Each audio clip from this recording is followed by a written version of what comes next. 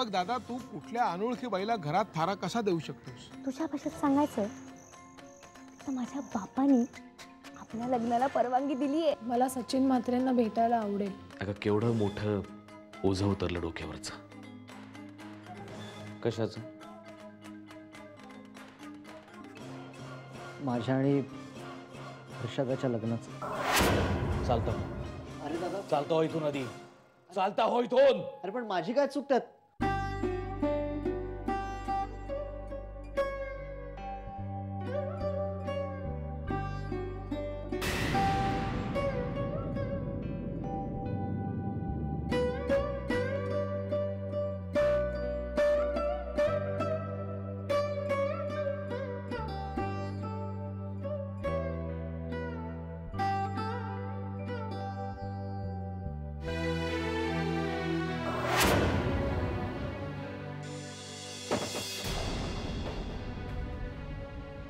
चालता.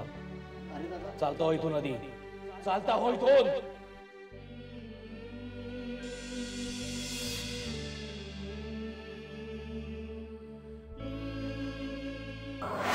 तू त्या दुर्दैवी मुलीच्या प्रेमात पडलास ही तुझी चूक. आणि ती त्या रानटी बापाच्या पोटी जन्माला आली ही तिची चूक.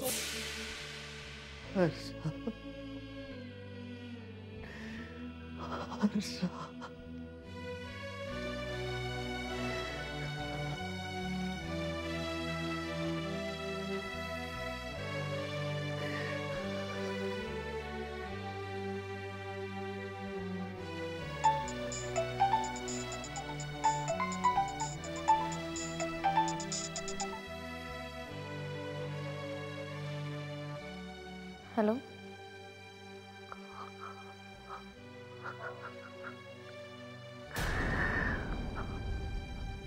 हर्षा, आधी काय झालं? आधी फिनिश.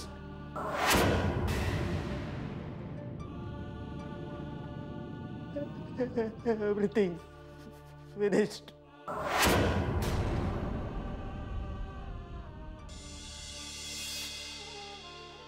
आणि काय झालं असं? आधी बोल ना, तू कुठे आहेस? संपलंय.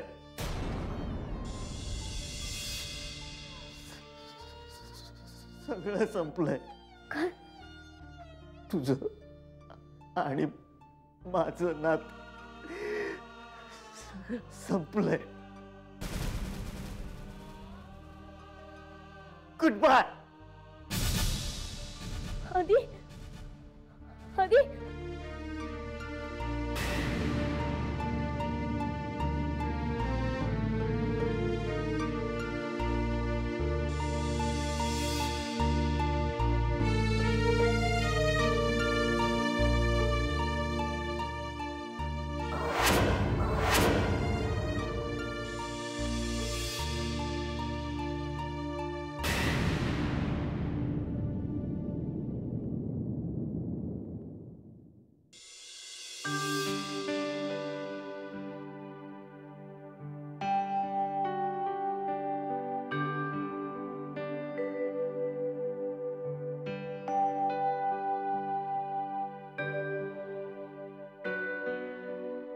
मला वाटतं संयोगिता, तुला माझ्याशी काहीतरी बोलायचं होतं म्हणून तुम्हाला इथे भेटायला बोलावलंस. आपण जर असे शांत बसणार असू तर आपल्या ह्या भेटीला काहीच अर्थ राहणार नाही. तेव्हा तुम्हाला माझ्या पूर्व आयुष्याबद्दल काही कल्पना आहे? म्हणजे माझं लग्न, त्यानंतर झालेला ॲक्सिडेंट, माझ्या नवऱ्याचा मृत्यू, त्यानंतर अबॉर्शन.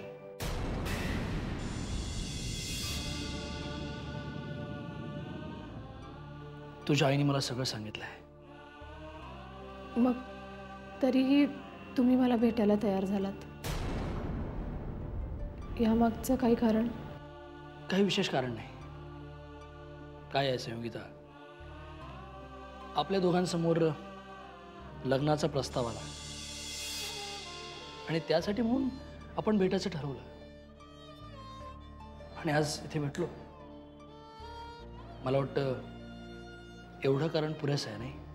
पण कुठलाही निर्णय घेण्याआधी आपल्याला एकमेकांविषयी पूर्ण माहिती असावी असं नाही वाटत तुम्हाला?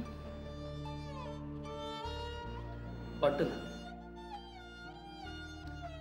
पण मला तुझ्याबद्दल सगळी माहिती आहे.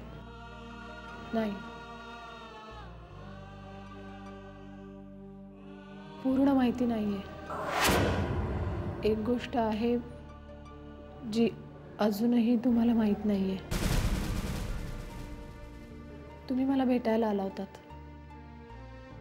तेव्हा मी नकार दिला होता तुम्हाला भेटायला, कारण माझं प्रेम होतं एका मुलावर.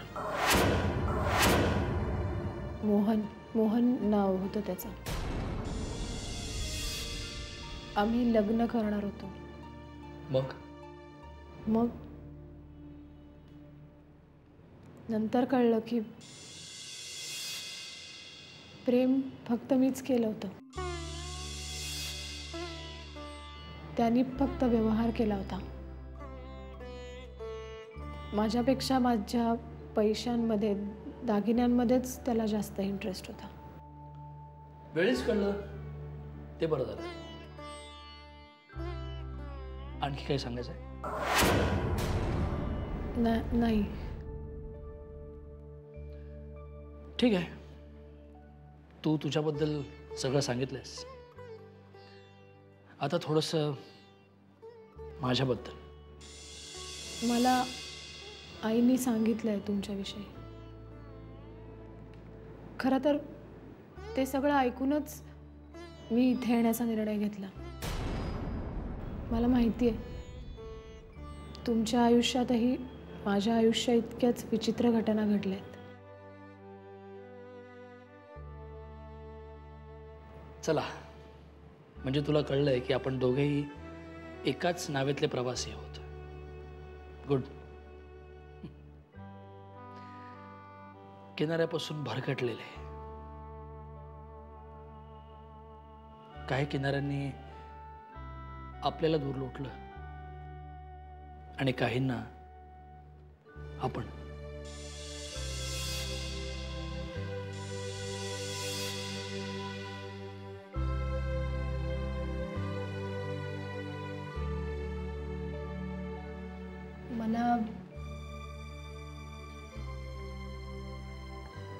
मला खूप बरं वाटलं तुमच्याशी बोलून.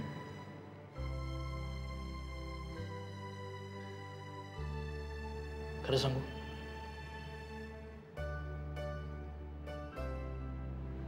मलाही.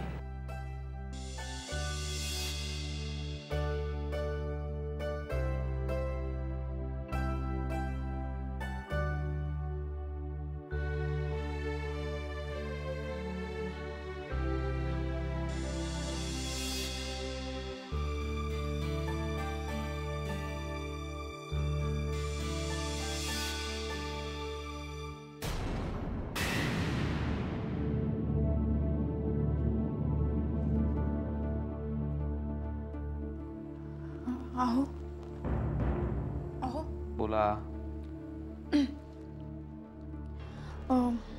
मला आधीची अवस्था अगदी बघवत नाही. हो का, काय झालं त्याला? आजारी बिजारी पडला की काय? नाही, तुम्ही ऑफिसमध्ये त्याला. अच्छा,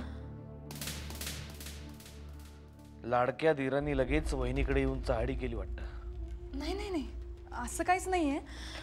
म्हणजे मीच त्याला विचारलं. आज ऑफिसमधून आला तेव्हा इतका हरवल्यासारखा दिसत होता. हरवलाच आहे तो. मी त्याला पुन्हा रुळावर आणतोय. मी काय म्हणते, मी हर्षदाच्या आईबाबांना जाऊन भेटू का? तुम्ही त्यांच्या लग्नाला.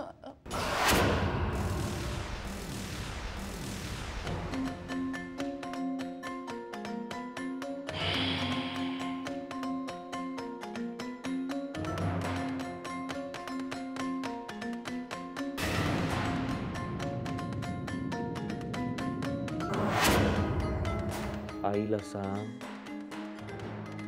पुन्हा बाबाकडे हा विषय काढायचा नाही.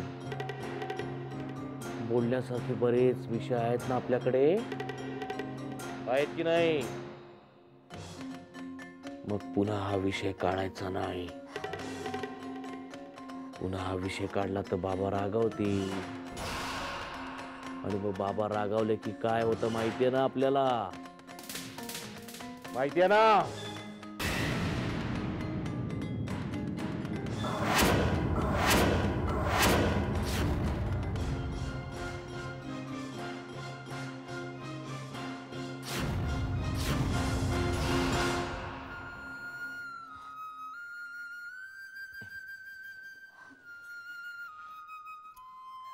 माहितीये ना बाळाला?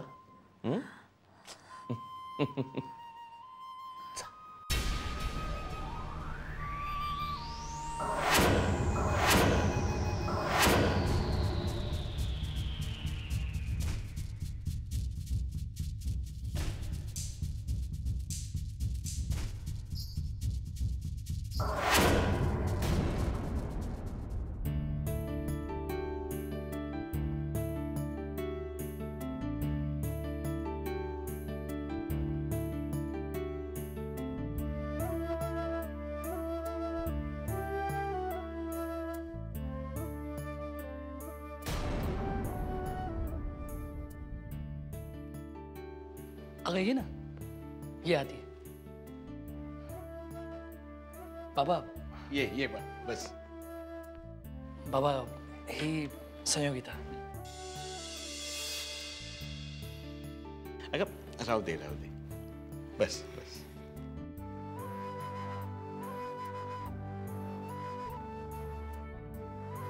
ही मला भेटायला आली होती. म्हटलं की घर दाखवता येईल म्हणून घेऊन आलो हिला. बरं केलंस. ह्या निमित्ताने तिचं घरी येणं झालं. हो.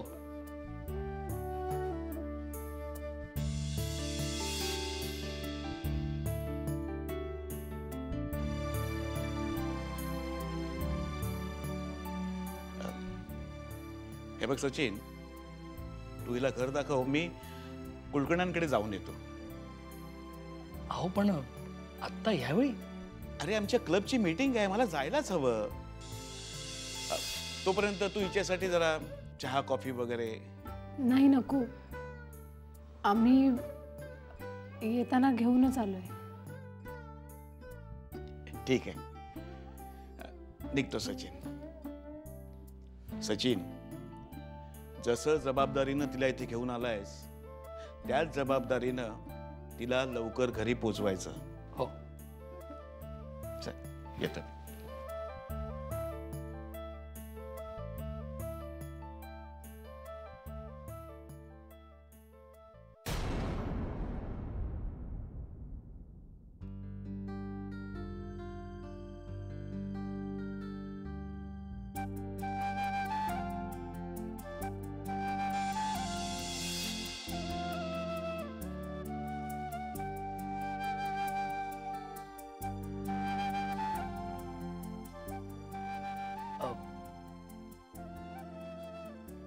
हे आमचं घर.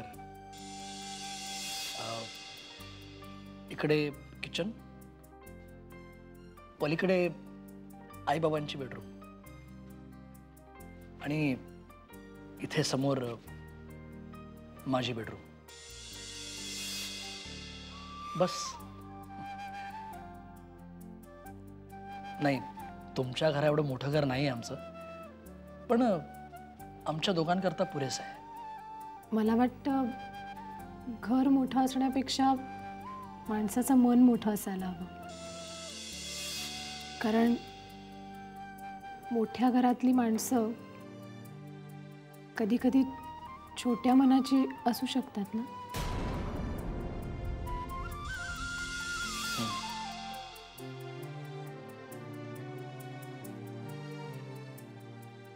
मग कसं वाटलं आमचं घर?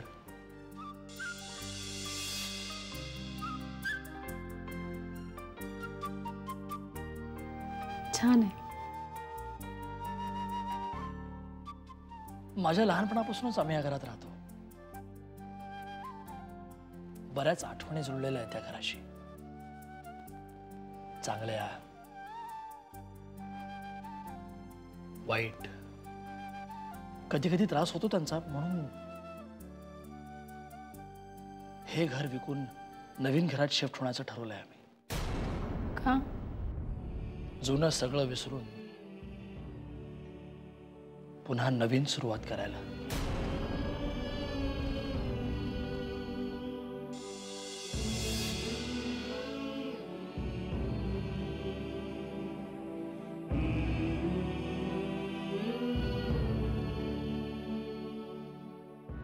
मलाही आवडेल नवीन घर, नवा संसार,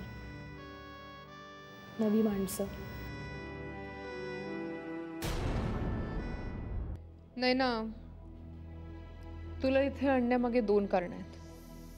एक तर तू माझ्या शत्रूची शत्रू आहेस, आणि दुसरं म्हणजे हर्षवर्धन सारख्या सापाच्या तावडीतून सुटून येणारी एकमेव मुलगी आहेस.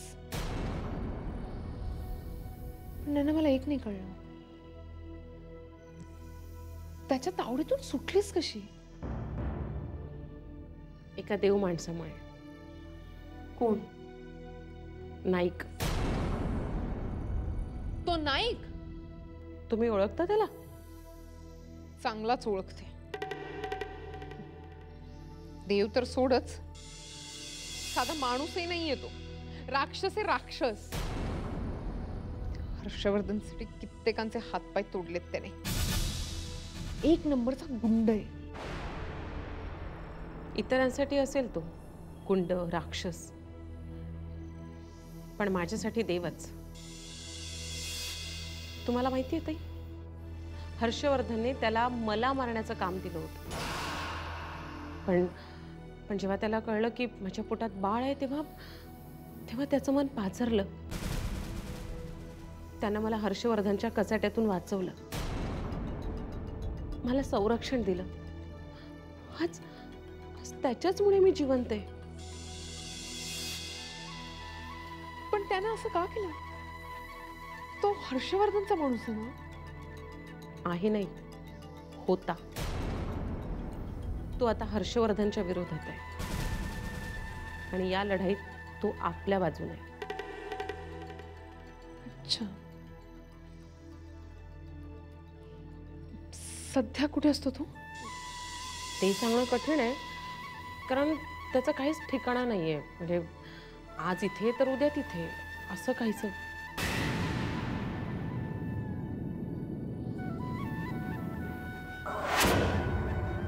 नाही.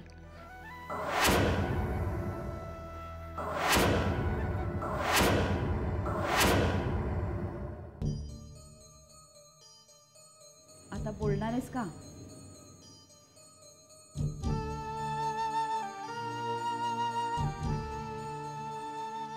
दादा, माई, माझा एक निर्णय सांगायचा होता तुम्हाला. काय?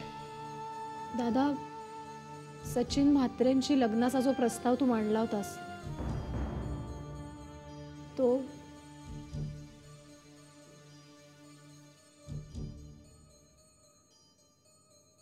तो मला मान्य आहे.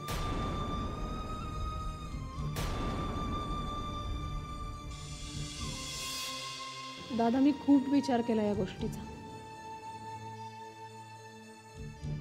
कुठून तरी आयुष्य सुरू करायलाच हवं होतं ना. मी ज्या रस्त्याने जायचं ठरवलं होतं तो फसवा निघाला. पुन्हा दुर्दैवाच्या गर्तेतच ढकलणारा होता.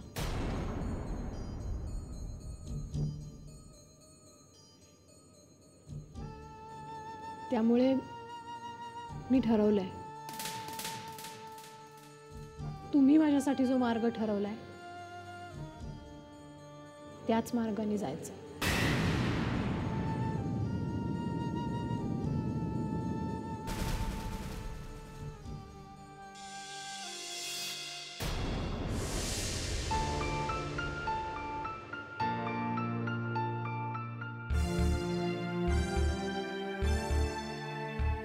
कासावरी, साखर आण.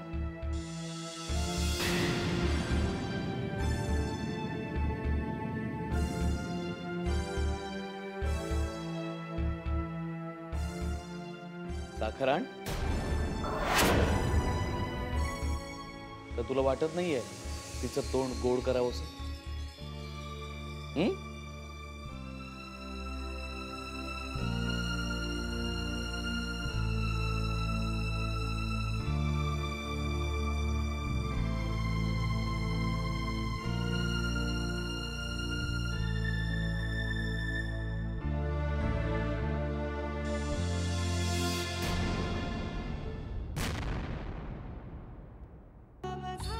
हा संसार